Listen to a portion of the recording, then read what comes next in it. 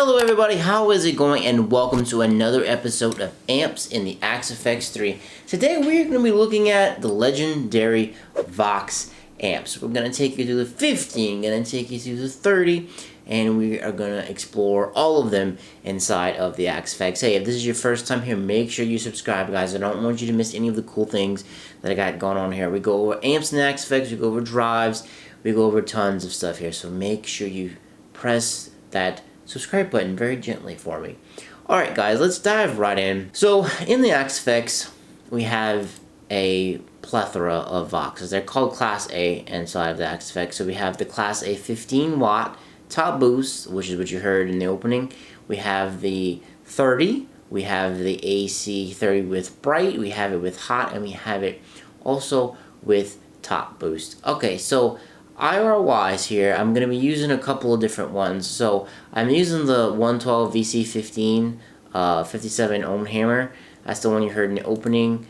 And then I bounce around to the 212 ML Sound Lab one. And I pretty much use that one through most of it. I bounce back to the ohm hammer. I'm just kind of showing you this because these Vox amps, I find they're very particular with pickup selection. They're very particular if you use split coils, if you use singles, and they're very sensitive to IR. So I find the best course of action is to try out a bunch of different ones and see which ones gel with your particular guitar, your pickup setup. Like, don't settle on one. Like, try a bunch of different things until you get a good sound. So let's actually check out these amps and see what they look like.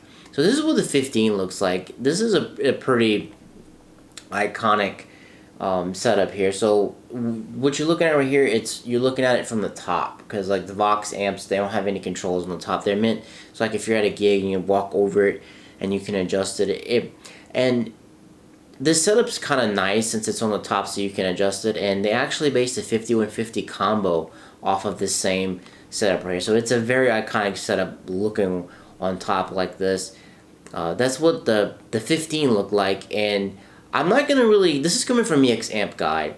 I'll put a link down in the description if you want to check it out. I'm not going to go too deep into like Class A and Class B. Come in here and read all of this because it gives you a lot of good information on the actual Vox amps themselves. I kind of want to talk about the history of them a little bit more than the actual technical details of it. So this is the AC15 and oh, that's later. Where's my AC30? Here it is. This is the AC30. It's a little bit bigger. Pretty much the only reason they made the 30 was because the 15 wasn't loud enough, so they just made it a little bit bigger for you to get a little bit more volume. And then, I mean, so many people have used these amps. I mean, you have Beatles, Brian May, Edge, Rory Gallagher, Radiohead, R.E.M., Kings of Leon, Richie Blackmore, on and on and on. So many people have used these amps through the years. Okay, I want to talk about the history of Vox because it gets kind of confusing and a little bit weird. Not weird, but you'll see. So, okay, so originally Vox was made by Jennings Musical Instruments. That's who made Vox. They made organs, and then they kind of went on and they started making amps.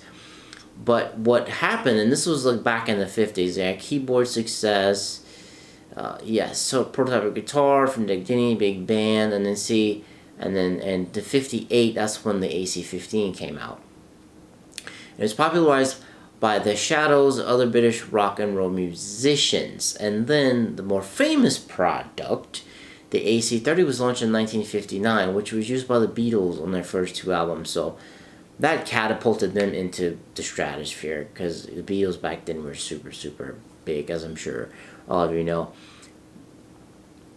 And this is where it gets interesting. So the Tom Jennings-led JMI company folded in 1968, and the brand lay dormant for almost 30 years. That's JMI specifically that goes dormant, because the Vox had some trouble. They tried to raise some capital. Things just didn't exactly work out. It changed hands a few times.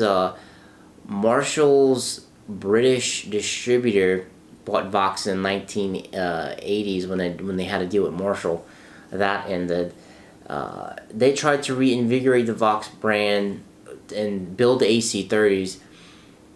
But what they did in the 1990s was Vox was actually sold to Korg, and to this day, 2020, Korg actually still owns boxes. They still own Vox, and they still make the AC15 and the AC30, and they do a lot of stuff under the Vox name. But where this gets interesting is because the guys from Hiwatt, they purchased the JMI trademark, right? So they started making essentially the AC15 and AC30 again under JMI, but the JMI AC15 and AC30 are very close to the originals. So the ones that Korg currently put out, they're not 100% true to the very first ones that launched way back in the 50s, and to make the 15.4, the 34, and the 36, and the 30 TV front. A lot of people who have owned these say they sound fantastic and they sound really good. I guess it would be interesting to hear them both side by side. I'm sure those videos out there exist. I would definitely check them out. If you're ever interested in buying the real amps to see which one that you would want to buy. I'm sorry guys, I know I talked a lot about that, but I kind of wanted to clear that up because I didn't exactly know that before I started diving deep into researching these amps. So Korg currently makes them, but they're not 100% unique to the originals that launched. But let's play. I talked a lot. Sorry about that. I just kind of want to get that out the way. So what you heard in the opening, that was actually AC15. We only have one with top boost here in the Axe-Fx. Now I'm playing a Tom Anderson Cobra S with a HC1 and a HC3 in the bridge. That's Tom Anderson's own pickups. And what you heard in the opening, that was on my split coil position.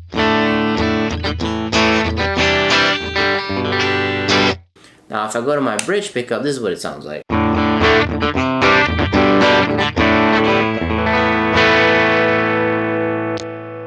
So like I said before, these amps are super sensitive to pickup output. Because look, if I just put up the input drive like a little bit, I'm going to get a nice like kind of, you know, lightly distorted tone.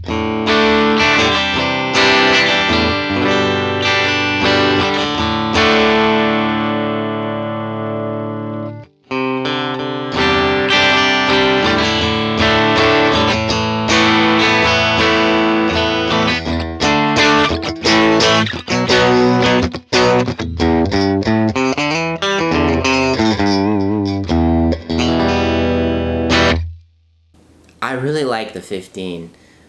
When you put it in a split coil position, I find it really sings. Now when you put it like on a humbucker position, it gets a little bit hotter. It kind of gets a little bit more midsy and bassy, kind of a little more dirtier, I guess you could say.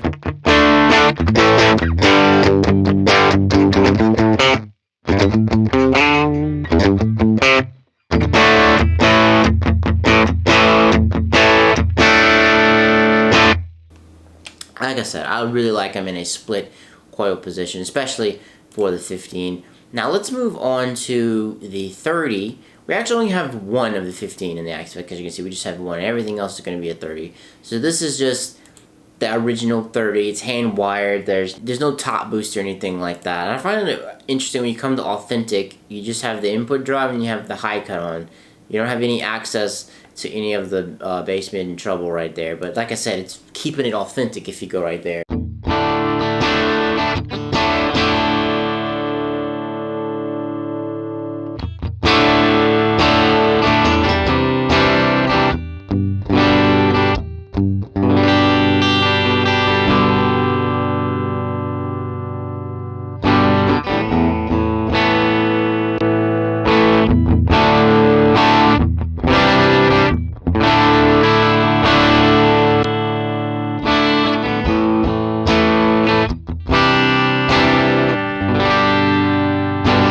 I find the 30 sounds good, but it does have some, a lot of like mids in there. I probably could take some more out, but I kind of don't want to. You get the idea. Whenever you use them with the 30, like I said, it's very sensitive to IRs and stuff like that. So watch, let's bounce here real quick, and let's see what it sounds like if we use the 112.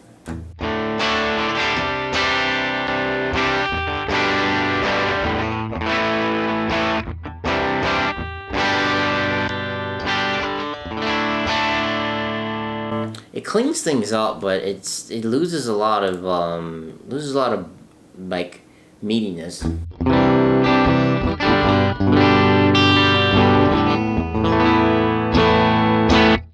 Let's check this. You can go to cab. Ah, wait. Let's mess with this. Let's see if that makes things better.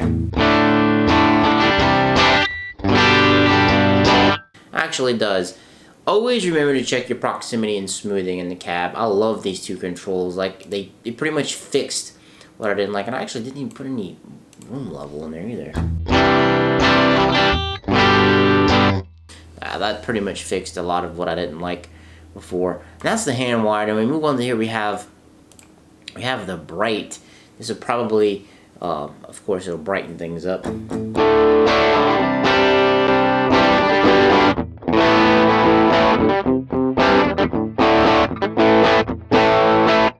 Now keep in mind, I'm trying to keep things very authentic. Let's actually lower the input a little bit and test that out. So I'm using like a 212 cab. If you really want to explore more options with the Vox, I mean, you can use like 412s and stuff like that to kind of expand what you're hearing. Because I know a lot of the time when I use like 112s and 212 IRs, they feel a little bit constricted to me. Okay, so this has been split coil position with the 30 bright with lowering the gain.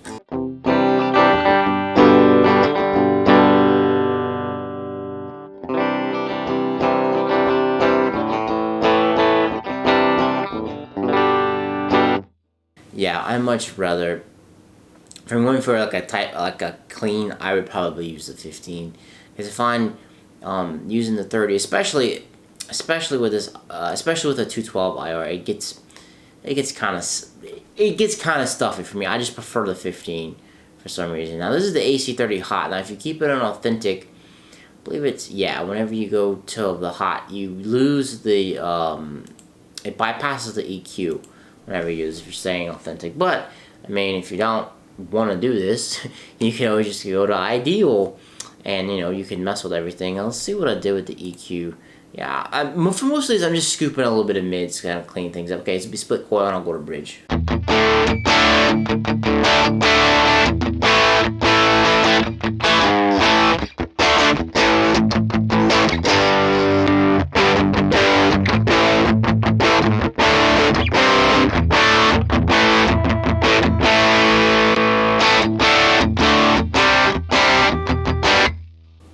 I like the hot. It sounds really good. It sounds really bright. It has a good driving tone to it. And once again, like, I find it works better with this IR. Let's actually switch. Let's go here and let's see what it sounds like if we use the.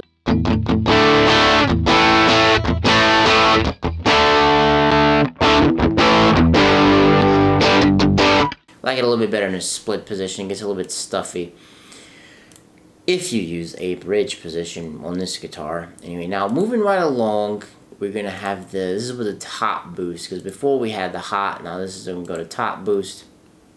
You get more access to controls when you go to top boost. So you have, of course, input's been anything, but you have your bass and your treble coming in there. And I just cut a little bit of mids, once again being split, and then it's gonna be an up.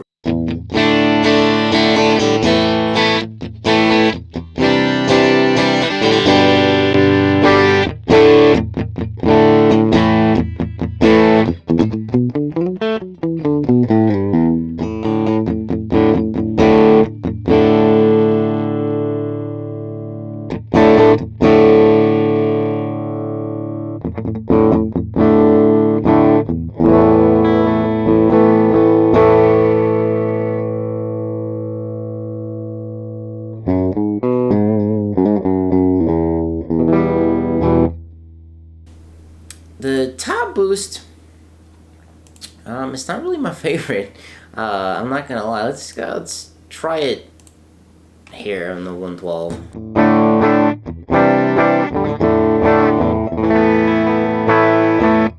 Yeah, the AC30 top boost, it feels a little bit stuffy to me. But look, that's just me using, my guitar in my room with my monitors. Experiment, guys. Use different things. Get some you know, you may like this one better than, you know, I don't know. I just like the AC15 top boost for some reason with the own hammer IR. It just does it for me in like a split position.